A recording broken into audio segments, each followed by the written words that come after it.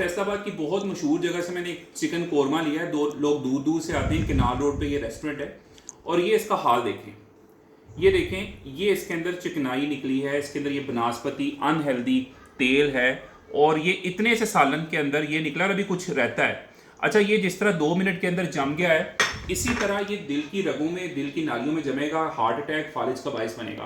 अगर आप भी ऐसी जगहों पे बाहर जाके खाना खाते हैं तो ये दिल के अटैक्स, दिल की बीमारियों का सबसे बड़ा वजह है। ये इस तरह के रेस्टोरेंट जो है ये आपसे पैसे भी लेते हैं और ये घी के और आपके दिल की बीमारियां भी आपको देते हैं। तो मेरा ख्याल है ये बहुत महंगा सौदा है। बाहर के खानों को अवॉइड करें। अगर खाना भी है तो इस तरह की जो तरी है, जो अनहेल्दी ऑयल है, इसको मुकम्मल निकाल लें। आप प्रोटीन, जो बोटियां हैं अंदर, चिकन है या मटन है, उसको इस्तेमाल कर लें।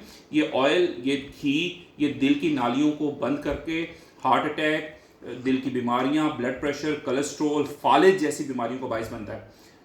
अगर आपको ये मैसेज अच्छा लगा है, यूज़फुल लगा है, तो कमेंट्स में येस लिखें, चैनल को सब्सक्राइब करें, दोस्तों से शेयर करें। Thank you.